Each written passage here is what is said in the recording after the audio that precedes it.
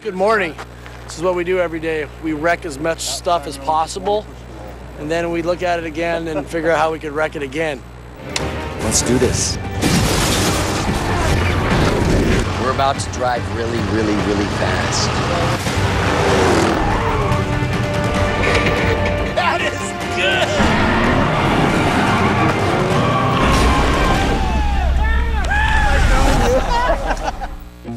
good! Action. When DreamWorks approached me about making the film, and when I read the screenplay, I just said to them, if you're interested in making a real authentic car movie, I'm hopefully your guy. This is awesome. This is once in a lifetime. Scott wanted to do a car film for car junkies. He wanted to make it just a raw, gritty, honest film. We had this meeting with Steven Spielberg, and, you know, Scott looked at Steven and said, we're going to do this in camera. These events in the movie are going to be real. And Steven kind of broke into a big smile. I think the audience knows the difference between CG and a real stunt. When we sat down in that meeting, you know, prior to me even coming aboard, we just really jived on the old school movies and the in-camera approach. Scott was able to talk about it from exactly the same place Steven was, and it made me very happy because writing the movie, I thought, I hope they can do all these action shots, you know, with actual cars. There's such authenticity in the way Scott mounted Need for Speed.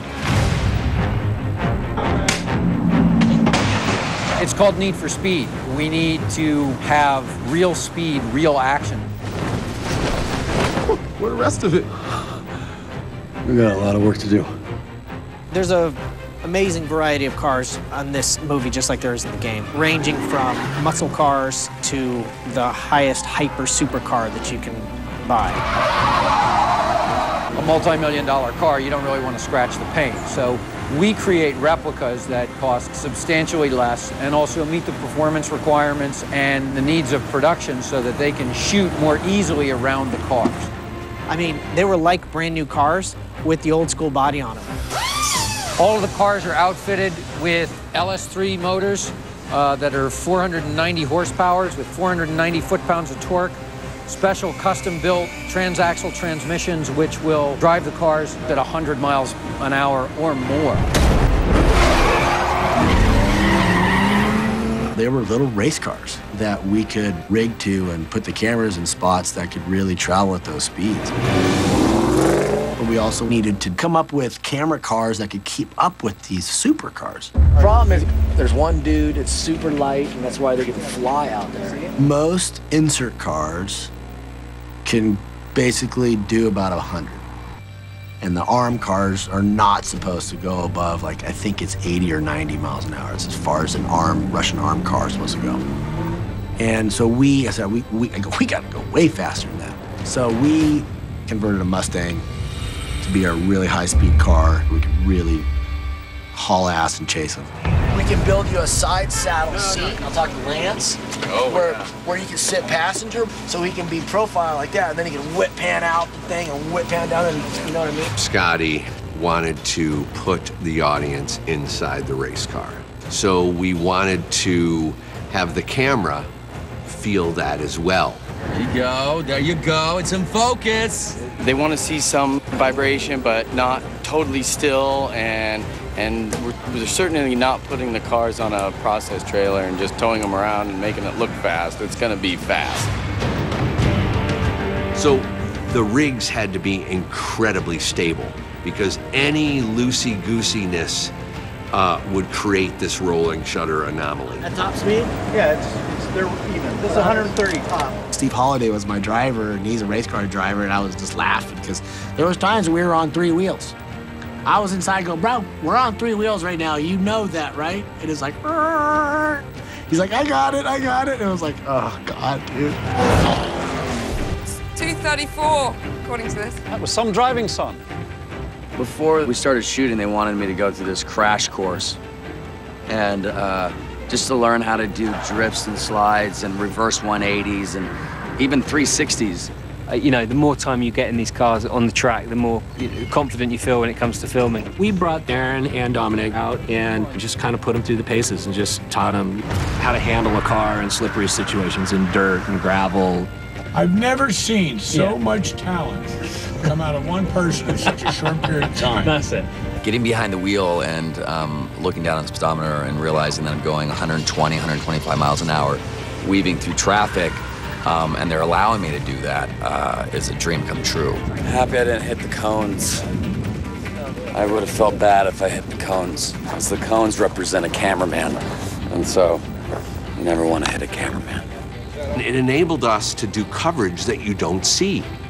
Coverage that's usually replaced by a stuntman or face replacement or all these things that are left to the CGI world.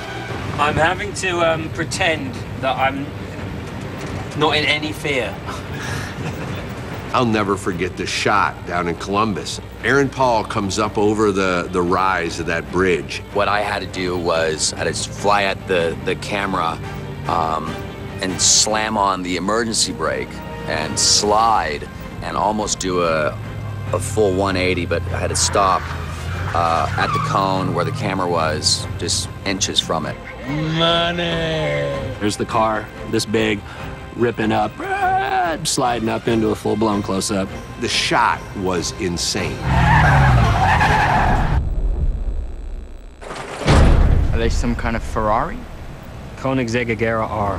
Top speed, 270 miles an hour. The Koenigsegg race, that was one of the most challenging, complicated stunts there was.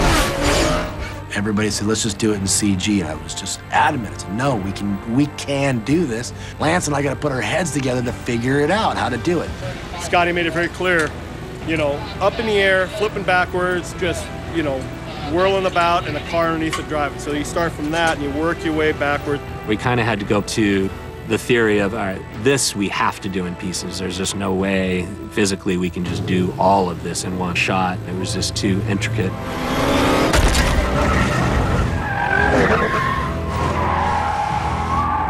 So I throw this idea to Scott. If we have a car and we put it sideways and we build some push arms on the front of this that can hinge and articulate. Oh, that's nice. And then we build basically these two pipe ramps off to the side that are just wider than the car that's pushing our crash car. In theory, this thing's gonna go up it sideways, it's gonna fly through the air, the car's gonna drive underneath it, and it's gonna stall while it's in the air, we're gonna be accelerating away, it's gonna land behind us. It's designed to have these arms that detach. When you get to the top of the ramp, they'll rip away. And then, you know, that car would fly, land, then we had to cut to another rig where we then set the car there. It explodes as it tumbles. Then we cut to another shot where then we light it on fire and we fling it over the side of the bridge and land it down at the side of the bridge. Nobody's done this yet, so we're trying to be the first to knock it out like this.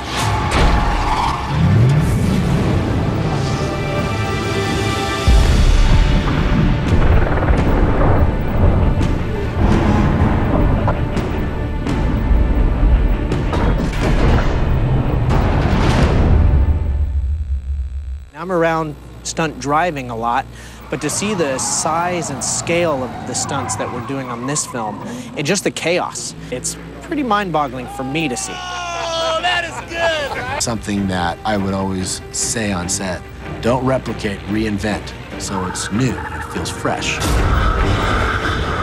It's breathtaking because it's real. You see the dust come off the edge of the track, and it's exhilarating to see it really unfold on the camera. We're doing some pretty crazy things, but it's actually happening, rather than pretending like it's happening. When you see the cameras and the way we move it and the way the characters' arcs are, it's definitely, it's this reinvented the car culture film.